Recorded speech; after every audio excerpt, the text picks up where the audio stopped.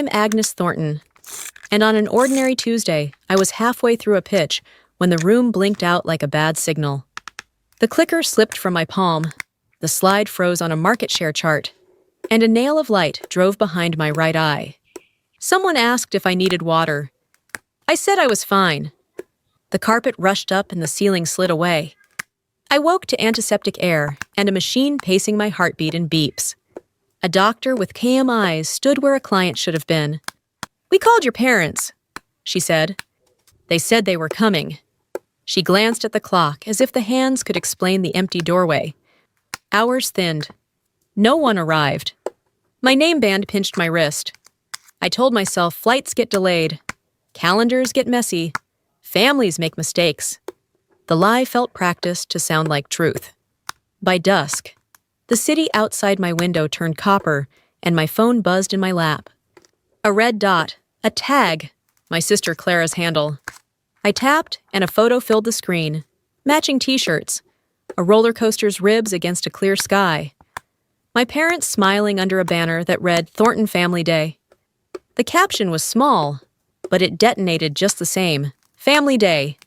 Without the drama. The room didn't tilt this time, it narrowed. I could taste metal. Somewhere down the hall, a nurse laughed. A normal sound in a place that had decided what I was to the people who raised me. Optional.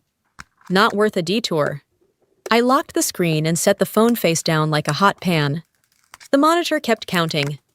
I counted with it, not minutes, but decisions.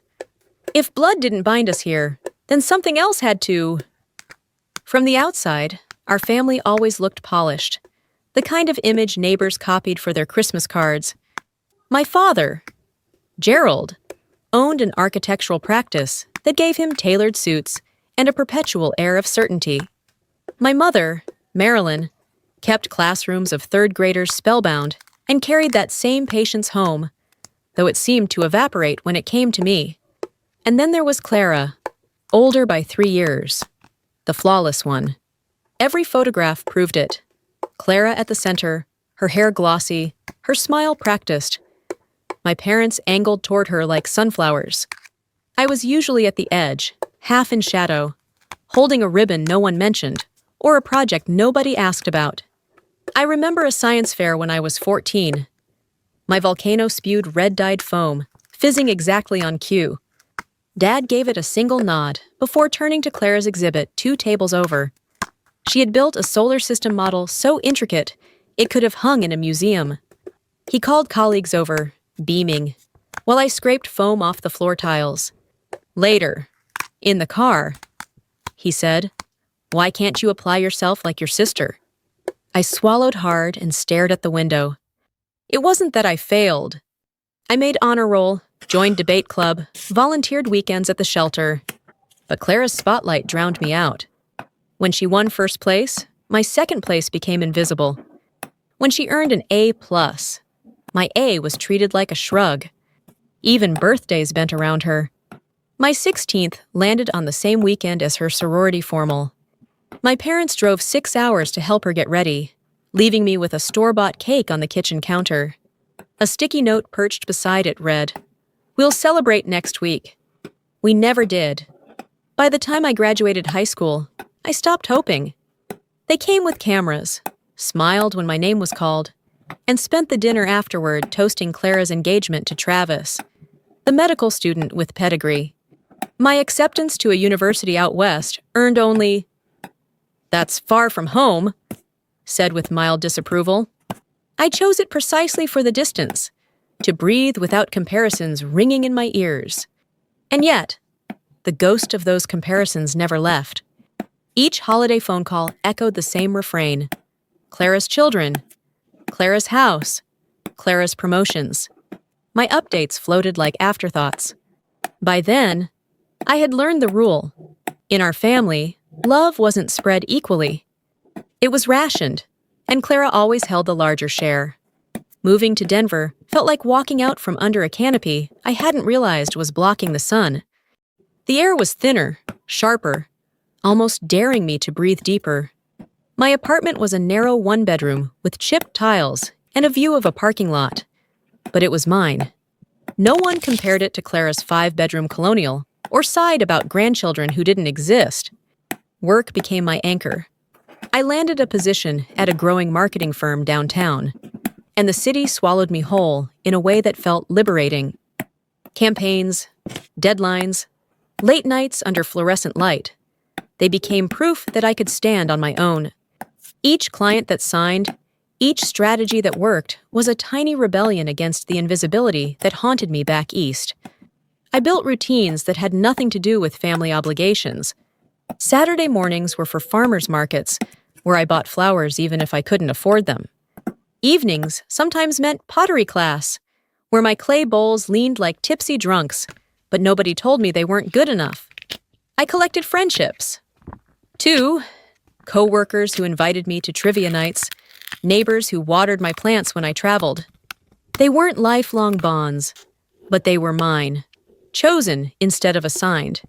Still, there was an ache that surfaced at odd moments. Watching a colleague hug her mother after a promotion, seeing airport reunions with signs and tears. That hunger for recognition, for a hand on my shoulder saying, "We're proud of you," never fully disappeared. Phone calls home never filled the gap. Mom's voice was warm but distracted, cataloging Clara's children's milestones before I had the chance to mention my own. When I told them about a new client worth millions, Dad said, "That's good?" Then asked if I was dating anyone. Every call left me strangely hollow, as if I were reporting to an indifferent board of directors rather than a family. I told myself the distance was better, that choosing solitude was different from being forgotten. But deep down, I feared the truth. No matter how far I ran, the absence of their love still shaped every step I took. The morning it happened, I woke with a headache that felt like a vice tightening around my skull. I told myself it was nerves. The pitch I'd spent weeks preparing for was too important to miss. A national brand had asked for a full reimagining of their image, and my boss had handed me the reins. This was my chance to prove myself, maybe finally secure the promotion I'd been chasing. I dressed carefully in a charcoal suit that swallowed half my rent, and a silk blouse I saved for moments when confidence had to be stitched on. At the office, the conference room hummed with anticipation. Executives from the client company filed in, all sharp eyes and sharper questions. I smiled, steadied my notes, and started speaking. For the first 15 minutes, I hit every mark. Slide after slide flickered on the screen, each statistic punctuating my words. Then, without warning, the floor seemed to tilt. Faces blurred, voices warped, and the light above me burned too bright. My hand clutched the edge of the table, desperate for balance. As you can see, my own voice sounded far away, detached, as if someone else was speaking. The pain behind my eye sharpened into something white-hot. I reached for my water glass, but my fingers refused to cooperate. The room dissolved into streaks of color. Someone called my name, rising panic in their tone, but I couldn't answer. My legs gave out. Darkness swallowed everything. When I surfaced again, I was in an ambulance. A paramedic leaned over, asking questions I couldn't form words to answer. Sirens wailed, lights strobed against the windows, and fear pressed down harder than the straps holding me. The next memory is a blur of hospital ceilings, fluorescent light, and the sterile scent of antiseptic.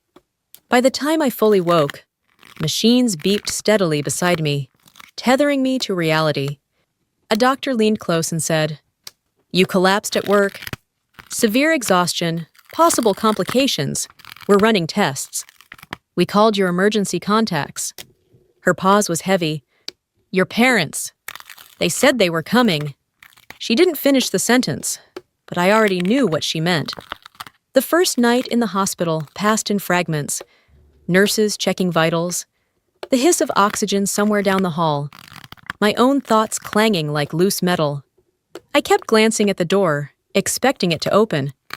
Every set of footsteps outside made my pulse leap, only to fall again when they kept going. By morning, hope had thinned into something brittle.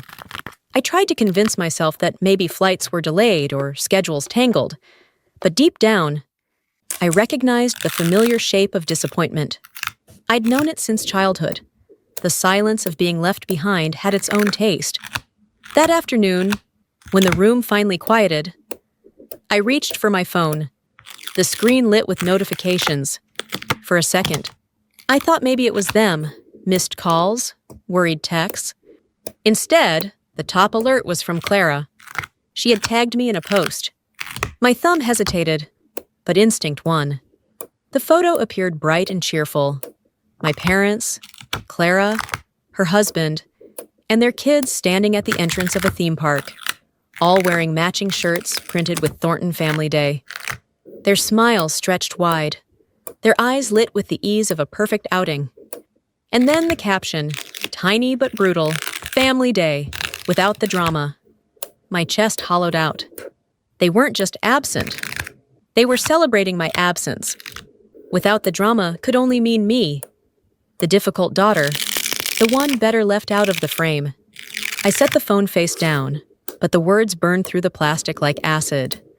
The hospital bed creaked as I shifted, trying to breathe past the tightness in my throat. Tears threatened, but I pressed them back. Crying wouldn't fix anything. In that moment, the truth was carved sharp. If even this, a collapse, a hospital bed, the threat of something wrong inside my skull, wasn't enough to make me matter, then nothing ever would. I lay there in the dim light, heart pounding, and thought about how many years I had begged for their recognition. Maybe the begging stopped now. Maybe it had to. The day after the tag, I woke to find someone sitting in the chair beside my bed. It wasn't my parents. It wasn't Clara. It was Elena, a junior copywriter who had joined the firm only months ago. She looked up from her phone, her face brightening. "Finally," she said, "you're awake. I brought your charger and some pajamas. I used the spare key you gave me. Hope that's okay." The kindness cracked something in me. I had known her barely long enough to share coffee breaks, yet here she was with a tote bag of my belongings, staying when the people who should have been here never came. Later that night, during a shift change, a nurse named Jordan took over my care. She was talkative, quick to smile, and didn't seem bothered that I had no visitors. "You'd be surprised," she said, adjusting my IV. "More patients than you think go through serious procedures alone. But you know what? Staff becomes family in places like this. We've got your back." Her words lodged deep. Family. That word had always meant a door slammed in my face. Hearing it offered so simply, without conditions, felt almost like a foreign language. The tests confirmed what I had feared since the collapse, a tumor pressing against my brains. The neurologist explained surgery was the best option. The words should have sent me spiraling, but all I could think about was who would sit in the waiting room when they wheeled me away. Not my parents. Not Clara. Elena returned after work, flopping into the chair with snacks and gossip from the office. Her chatter a distraction from the storm inside me. Jordan checked in every few hours, her presence steady as a lighthouse beam. Strangers, almost, yet they were the ones keeping me from drowning. That night, for the first time, I allowed myself to wonder, maybe family wasn't about blood at all. Maybe it was about who showed up when the world fell apart. 3 days into my hospital stay, my phone lit up again, not with an apology, but with urgency. 17 missed calls from my father, 22 from my mother, and nearly 30 from Clara. A single text sat at the bottom of the flood. "Your grandfather had a stroke.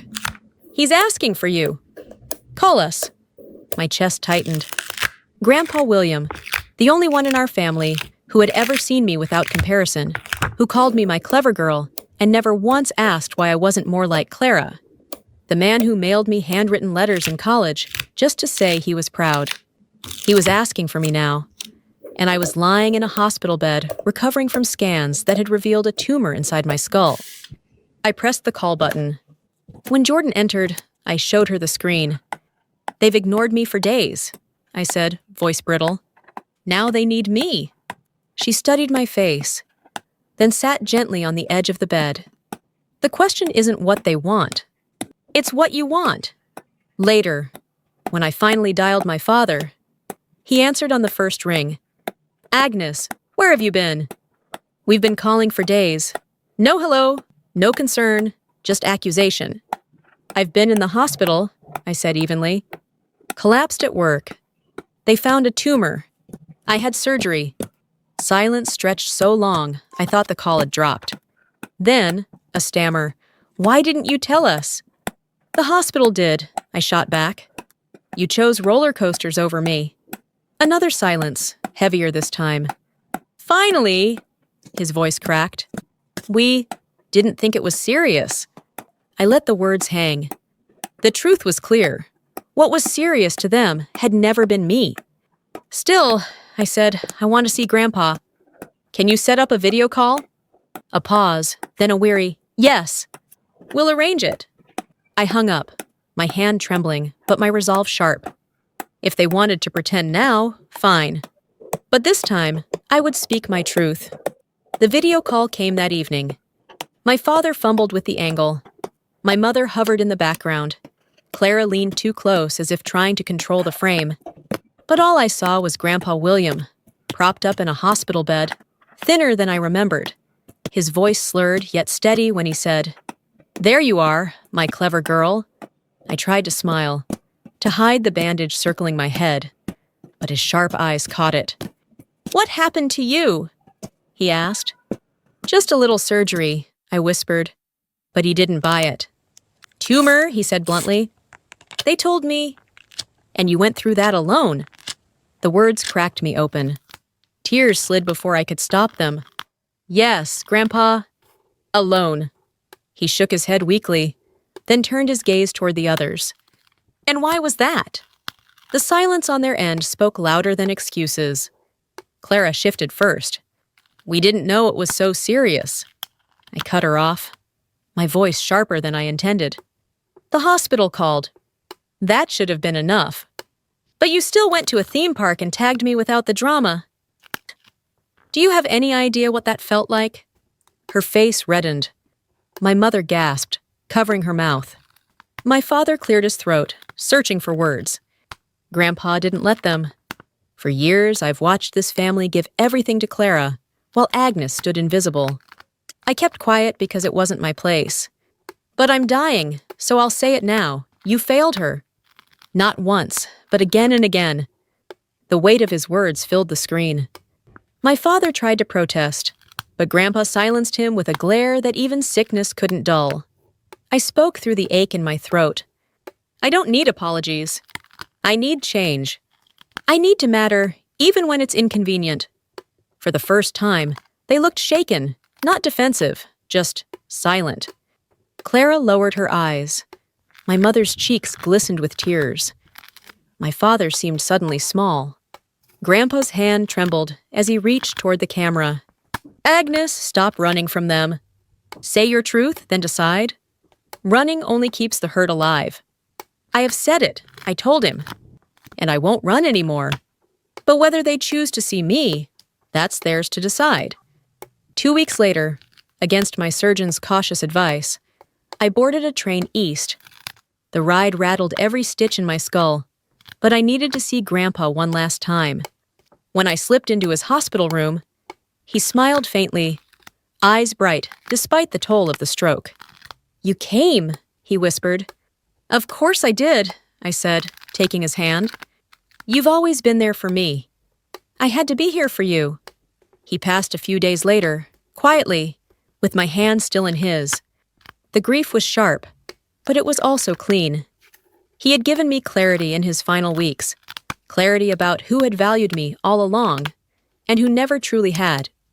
The cabin by the lake came to me in his will. That place of childhood summers became my sanctuary for recovery. Each sunset over the water was a balm. Every loon call across the surface, a reminder that I wasn't invisible. My parents and Clara reached out. Awkward visits, hesitant calls, clumsy attempts at reconciliations. I didn't slam the door, but I no longer bent myself into their shape. Sometimes they tried. Sometimes they slipped back into old patterns. Either way, I didn't measure myself against their approval anymore. What mattered were the people who had shown up. Elena, bringing laughter and casseroles to the cabin. Nurse Jordan, texting to check on me as if I were family. The support group from the hospital who turned into lifelong friends. They weren't bound to me by blood, yet they held me up when the ones who were bound turned their backs. I stand on the dock most evenings now, watching the sky bleed gold into the water. And I know this: family isn't always who raises you. Sometimes it's who carries you when you collapse, who sits beside your bed when fear is thick, who proves you're worth showing up for. That is the family I choose.